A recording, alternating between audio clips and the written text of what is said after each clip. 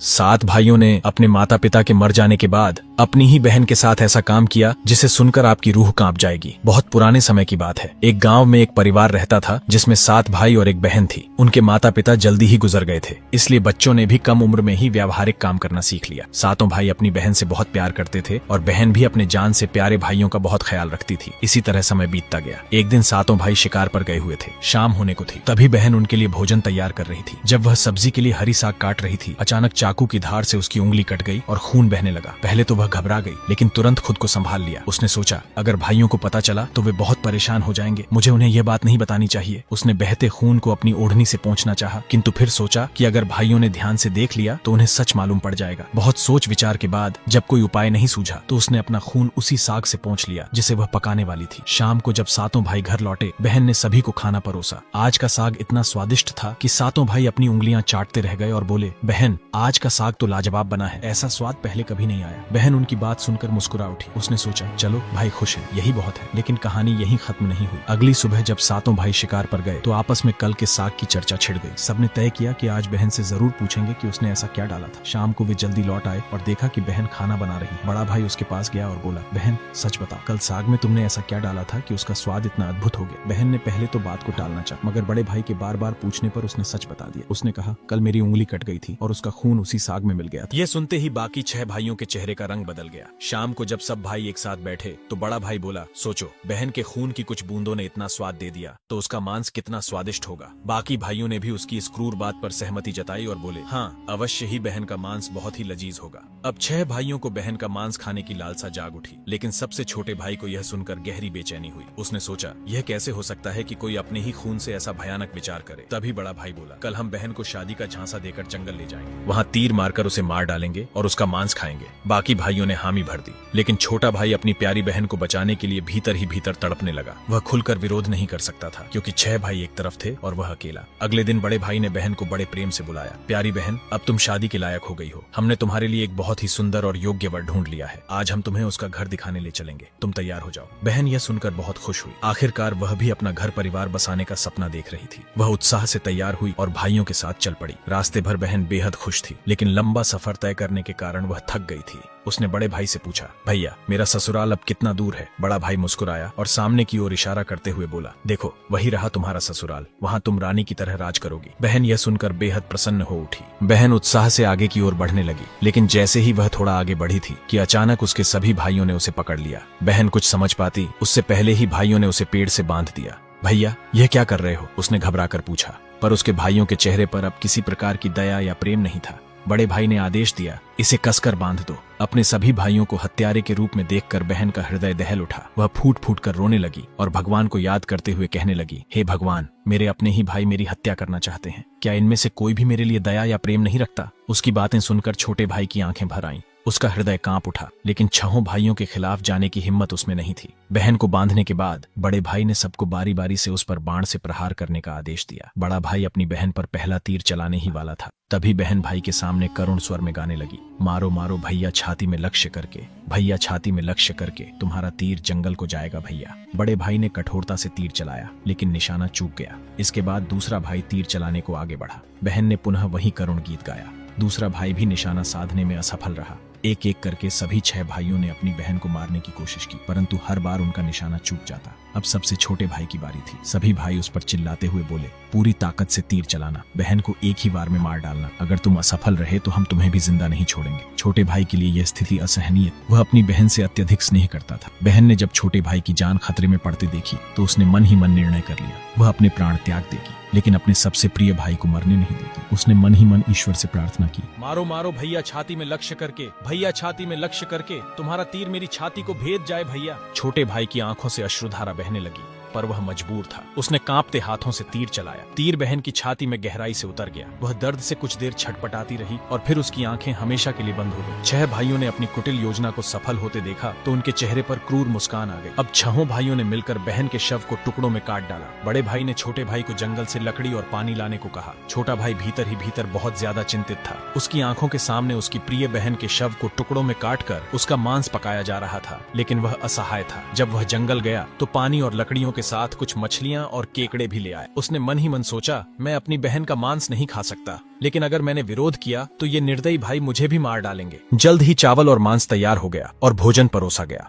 सभी भाई मांस खाने के लिए उत्सुक थे। छोटे भाई ने चुपके से अपने खाने की जगह एक गड्ढा खोद रखा था। जैसे ही उसकी थाली में बहन का मांस परोसा गया, उसने बिना किसी को दिखाए मांस को गड्ढे में डाल दिया और मछली केकड़ा खाने लगा। बाकी के सभी भाई अपनी बहन की हड्डियां चबा रहे थे। जब सभी का पेट भर गया तो बड़े भाई ने छोटे भाई से कहा, अब यह जूठन साफ करो। छोटे भाई ने बहन की हड्डियां व बाकी अंगों को इकट्ठा किया और चुपके से उसी गड्ढे में डालकर मिट्टी से ढक दिया। समय बीतता गया। उस जगह से एक बांस का पौधा उगाया और धीरे धीरे वहां बांसों का समूह बन गया। फिर एक दिन एक संत वहां से गुजर रहे थे। तभी उनकी नजर बांस के समूह पर पड़ी, जो कि बहुत बड़ा और घना था और ये बाकी बांसों से थोड़ा अलग प्रतीत हो रहा था। तो संत ने सोचा, क्यों न बांस से एक वाद्य यंत्र बनाया जाए जिससे मैं गांव में घर घर बजाकर भिक्षा मांग सकूं। तो उन्होंने एक बांस काट लिया और उसे अपने साथ ले गए। संत ने उस बांस से सारंगी नामक एक वाद्य यंत्र बनाया। वे उसे बजा बजा कर दिन भर लोगों के घर जाकर भिक्षा मांगते और बदले में खूब सारा उपदेश देते थे। एक दिन संत भिक्षा मांगते हुए उसी गांव में जा पहुंचे जहां वे 7 भाई रहते थे और अब तक 6 भाइयों का विवाह हो चुका था,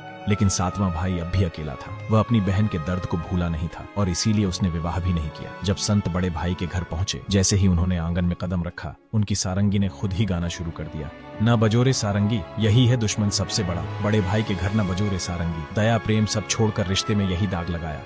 ये सुनते ही बड़े भाई के पसीने छूटने लगे। वह आवाज सुनकर तुरंत भांप गया कि यह तो मेरी बहन की आवाज है, जिसे हम 7 भाइयों ने बहुत साल पहले मारकर खा लिया था। वह सोच सोच कर परेशान हो रहा था कि कहीं अगर गांव वालों को सच्चाई का पता चला तो क्या होगा। उसने तुरंत अपनी पत्नी से कहा, जल्दी से योगी को भिक्षा देकर विदा करो। योगी बिना कोई प्रश्न किए भिक्षा लेकर वहां से आगे बढ़ गया। इसके बाद योगी बारी बारी से 6 भाइयों के घर पहुंचे। हर बार जैसे ही वे किसी भाई के आंगन में कदम रखते, सारंगी फिर वही करुण गीत गाने लगती, न बजोरे सारंगी, यही है दुश्मन सबसे बड़ा। इन पापी भाइयों के घर न बजोरे सारंगी। सभी भाई बहुत परेशान होने लगे, इसलिए एक के बाद एक सभी भाइयों ने अपनी पत्नी से कहा कि तुरंत योगी को भिक्षा देकर विदा कर दो। अंत में योगी सबसे छोटे भाई के घर पहुंचे। जैसे ही योगी ने उसके द्वार पर कदम रखा, सारंगी ने अपनी धुन बदल ली और एक नई मधुर संगीत बजने लगी।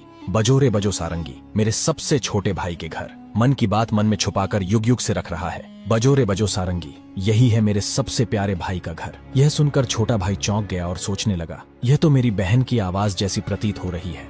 फिर उसने मन ही मन सोचा, नहीं, ये मेरा भ्रम है। लेकिन जब संगीत बार बार दोहराया गया तो वह अजीब सा महसूस करने लगा। उसने तुरंत योगी को सम्मान पूर्वक अपने घर में बैठने के लिए कहा। छोटे भाई ने योगी का खूब सम्मान और जलपान से स्वागत किया। फिर उसने उनसे सारंगी की कहानी पूछी। योगी ने बताया कि यह वाद्य यंत्र एक विशेष बांस से बना है, जो एक अज्ञात जगह पर जंगलों के बीच उगे बांस के समूह से लिया गया था। सारंगी से उत्पन्न संगीत और योगी की बात सुनकर छोटा भाई सोच में पड़ गया और मन ही मन विचार करने लगा कि हो सकता है इस सारंगी से मेरा कोई गहरा संबंध हो। फिर छोटे भाई ने योगी से विनती की, कृपया यह सारंगी मुझे दे दीजिए, मैं इसे हमेशा अपने पास रखूंगा। योगी ने सहानुभूति से उसकी ओर देखा और बिना कोई सवाल किए वह सारंगी छोटे भाई को सौंप दिया और वहां से चला गया। योगी के जाने के बाद छोटे भाई ने सारंगी को एक पवित्र स्थान पर रख दिया। उसने उसे धूप दीप जलाकर सम्मान दिया, जैसे वह कोई पूजनीय वस्तु हो। लेकिन कुछ ही दिनों में उसने अपने घर में एक अजीब सा बदलाव महसूस किया। हर दिन जब वह काम से लौटता तो देखता कि घर के सारे काम हो चुके हैं। घर एकदम साफ सुथरा मिलता, बर्तन भी साफ होते थे।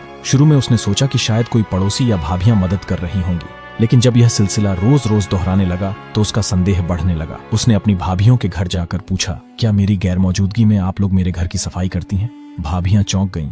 हमें तो अपने ही घर के कामों से फुर्सत नहीं मिलती, तुम्हारा घर हम कैसे साफ करें? अब छोटे भाई की जिज्ञासा बढ़ गई। उसने सच जानने का फैसला किया। जब रात हुई तो वह बिना आवाज किए घर के एक अंधेरे कोने में छुप गया। आधी रात के करीब एक हल्की सरसराहट सुनाई दी। छोटे भाई की सांसें थम गईं। कुछ ही क्षणों में सारंगी से हल्की रोशनी निकलने लगी। अचानक सारंगी के भीतर से धीरे धीरे एक परछाई सी उभरी, जो धीरे धीरे एक लड़की का आकार लेने लगी। छोटे भाई ने जो अपने आंखों से देखा वह अविश्वसनीय था। सारंगी से एक सुंदर युवती प्रकट हुई, लेकिन जब वह दिए की रोशनी में आई तो छोटे भाई का दिल जोर से धड़क उठा। वह युवती बिल्कुल उसकी मृत बहन जैसी दिख रही थी। वह चुपचाप घर की सफाई करने लगी। उसने एक एक सामान को उसके सही स्थान पर लगाया, बर्तनों को धोया और फिर घर की सफाई करने लगी। उसकी हर हरकत में अपनापन था, जैसे वह किसी अपने के घर को सहेज रही हो। युवती ने धीरे धीरे अपने काम खत्म किए और फिर जैसे आई थी वैसे ही सारंगी में समाने लगी। छोटे भाई हिल भी नहीं पा रहा था। जब वह पूरी तरह सारंगी में समा गई तब जाकर उसने राहत की सांस ली। अगले दिन उसने यह रहस्य अपनी बड़ी भाभी को बताया। बड़ी भाभी कुछ देर चुप रही, फिर गंभीर स्वर में बोली, अगर यह सच है तो मैं तुम्हें एक उपाय बताती हूँ, तुम ध्यान से सुनो। जब वह सारंगी से बाहर आए तब तुम तुरंत उस सारंगी को आग में डाल देना और उस पर गंगा जल छिड़क देना। इससे वह आत्मा अपने पुराने शरीर के बंधन से मुक्त हो जाएगी। लेकिन याद रखना, अगर तुम यह करने में जरा भी देर करोगे तो शायद वह हमेशा के लिए गायब हो जाएगी। छोटे भाई ने भाभी की बात को गंभीरता से लिया। उसने तय किया कि आज रात ही वह यह उपाय करेगा। रात होते ही वह फिर से उसी जगह छिपकर बैठ गया। इस बार वह पहले से ज्यादा सतर्क और तैयार था। उसकी नजरें सारंगी पर टिकी हुई थीं। तभी वहीं हल्की सरसराहट हुई और सारंगी से वहीं रोशनी निकली। धीरे धीरे उसकी बहन फिर से प्रकट हुई। उसने हमेशा की तरह घर की सफाई शुरू कर दी। जैसे ही युवती ने अपना अंतिम काम पूरा किया और वापस सारंगी की ओर बढ़ी, छोटे भाई ने तुरंत सारंगी उठाई और उसे आग में डाल दिया। सारंगी जलते ही उसमें से एक तेज रोशनी निकली। पूरे कमरे में उजाला फैल गया। युवती अचानक रुक गई। तभी छोटे भाई ने बिना समय गंवाए तुलसी जल की बूंदें उस पर छिड़क दी। जैसे ही तुलसी जल की बूंदें उस पर पड़ी, एक चमत्कार हुआ। धीरे धीरे वह मानव रूप में बदलने लगी।